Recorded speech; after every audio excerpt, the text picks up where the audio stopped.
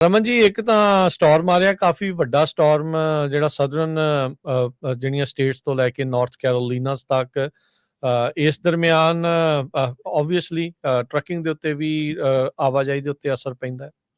ਬਿਲਕੁਲ ਜੀ, ਬਹੁਤ ਜ਼ਿਆਦਾ ਅਸਰ ਪੈਂਦਾ ਔਰ ਰਿਕੁਐਸਟ ਆ ਜਿਹੜੇ ਵੀ ਨਵੇਂ ਡਰਾਈਵਰ ਹੈਗੇ ਆ, ਜਿਨ੍ਹਾਂ ਨੇ ਆਈਸ ਦੇ ਉੱਤੇ ਥੋੜ੍ਹਾ ਬਹੁਤ ਹੀ ਚਲਾਇਆ ਹੈਗਾ ਜਾਂ ਸਨੋ ਦੇ ਵਿੱਚ ਬਿਲਕੁਲ ਘੱਟ ਚਲਾਇਆ ਹੈਗਾ, ਉਹ ਤਾਂ ਬਿਲਕੁਲ ਗੁਰੇਜ਼ ਕਰਨ, ਕਿਉਂਕਿ ਇਹ ਬਿਲਕੁਲ ਹੀ ਬੜਾ ਸਿਗਨੀਫਿਕੈਂਟ ਸਟੋਰਮ ਹੈਗਾ ਸਾਊਥ ਦੇ ਵਿੱਚ ਜਿਹੜਾ ਆ ਰਿਹਾ ਹੈਗਾ।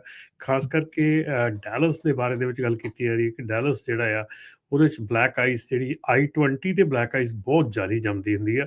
ਸੋ ਤੁਸੀਂ ਜੇ ਟਰੱਕਿੰਗ ਦੇ ਵਿੱਚ ਹੈਗੇ ਆ, ਖਾਸ ਕਰਕੇ 80, 40, 20 ਜਿਹੜੇ ਏਰੀਆਜ਼ ਹੈਗੇ ਆ ਡੈਲਸ ਵਾਲੇ, ਇਹ ਬਹੁਤ ਸਿਗਨੀਫਿਕੈਂਟ ਹੈਗੇ ਆ ਇਸ ਸਟੋਰਮ ਦੇ ਵਿੱਚ। ਅਤੇ ਇਹਦੇ ਵਿੱਚ ਜੇ ਤੁਸੀਂ ਟਰੱਕਿੰਗ ਆਈਸ ਦੇ ਉੱਤੇ ਨਹੀਂ ਕੀਤੀ ਹੈਗੀ ਤਾਂ ਪਲੀਜ਼ ਜਸਟ ਟੇਕ ਆਫ, ਆਪਣਾ ਜਾਂ ਟਰੱਕ ਖੜਾ ਕਰ ਲਓ ਜਾਂ ਆਫ ਕਰ ਲਓ, ਜਾਂ ਤੁਸੀਂ ਜੇ ਰਸਤੇ 'ਚ ਹੈਗੇ ਆ ਤਾਂ ਬੀ ਵੈਰੀ ਕੇਅਰਫੁਲ। ਥੋੜ੍ਹਾ ਜਿਹਾ ਬਹੁਤ ਧਿਆਨ ਦੇ ਨਾਲ ਜਿਹੜੀ ਆ ਇਹ ਚੀਜ਼ ਕਰੋ, ਅਤੇ ਕਿਉਂਕਿ ਇਹ ਚੀਜ਼ ਦੇ ਵਿੱਚ ਅਲਟੀਮੇਟਲੀ ਕੋਈ ਪ੍ਰੋਬਲਮ ਪੈਂਦੀ ਆ ਤਾਂ ਤੁਹਾਨੂੰ ਪਤਾ ਅੱਜ ਕੱਲ੍ਹ ਚਾਹੇ ਉਹ ਟੋ ਬਿੱਲ ਹੈਗਾ, ਚਾਹੇ ਉਹ ਹੋਰ ਹੈਗਾ, ਅਤੇ ਇਹਦੇ ਨਾਲ ਜਦੋਂ ਜੇ ਕੋਈ ਵੀ ਆਪਣਾ ਨਾਨ ਡੋਮਿਸਾਈਲ ਲਾਇਸੈਂਸ ਹੈਗਾ ਉਹਦਾ ਐਕਸੀਡੈਂਟ ਹੋ ਜਾਂਦਾ, ਤਾਂ ਫਿਰ ਆਪਾਂ ਨੂੰ ਪਤਾ ਹੀ ਆ ਵੀ ਉਹਦੀ ਜਿਹੜੀ ਆ ਆਵਾਜ਼ ਕਿੱਥੋਂ ਤੱਕ ਜਾਂਦੀ ਆ। ਸੋ ਇਸ ਕਰਕੇ ਕੋਸ਼ਿਸ਼ ਕਰੋ ਕਿ ਇਹਨਾਂ ਇਲਾਕਿਆਂ ਦੇ ਵਿੱਚ ਨਾ ਜਾਓ। ਜੇ ਇਹਨਾਂ ਇਲਾਕਿਆਂ ਦੇ ਵਿੱਚ ਤੁਸੀਂ ਜਾਣਾ ਹੈਗਾ ਤੇ ਬਿਲਕੁਲ ਧਿਆਨ ਦੇ ਨਾਲ ਟਰੱਕ ਚਲਾਉਣ ਦੀ ਲੋੜ ਹੈਗੀ ਆ। ਰੈਡੀ ਹੋ ਕੇ ਜਾਓ, ਗਰਮ ਕੱਪੜੇ ਆਪਣੇ ਕੋਲ ਰੱਖੋ, ਪਤਾ ਨਹੀਂ ਹੁੰਦਾ ਵੀ ਕਿੱਥੇ ਤੁਸੀਂ ਫਸ ਜਾਂਦੇ ਆ।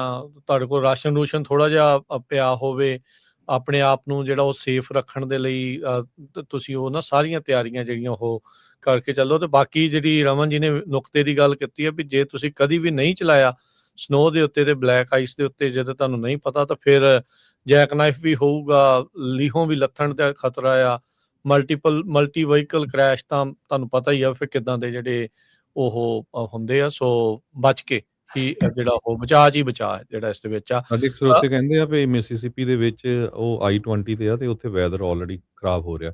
ਮੰਗਲਵਾਰ ਨੂੰ ਇੰਡੀਆਨਾ ਦੇ ਵਿੱਚ ਬਹੁਤ ਹੀ ਖਤਰਨਾਕ ਐਕਸੀਡੈਂਟ ਹੋਇਆ, ਜਿਹਦੇ ਵਿੱਚ ਕਈ truck involve C. I think Michigan ਸੀਗਾ ਸ਼ਾਇਦ। ਨਹੀਂ, ਦੋਨੋਂ ਥਾਵਾਂ ਤੇ ਹੀ ਹੋਇਆ। ਇੰਡੀਆਨਾ ਦੇ ਵਿੱਚ ਵੀ ਹੋਇਆ ਤੇ ਇੱਕ ਡਰਾਈਵਰ ਦੀ ਉੱਥੇ ਡੈਥ ਵੀ ਹੋਈ ਹੈਗੀ ਆ। ਤੇ ਇਹ ਮੰਗਲਵਾਰ ਆਫਟਰਨੂਨ ਨੂੰ ਹੋਇਆ ਸੀ 3:45 ਤੇ ਇੰਡੀਆਨਾ ਦੀ ਸਟੇਟ ਪੁਲਿਸ ਨੇ ਦੱਸਿਆ ਹੈਗਾ।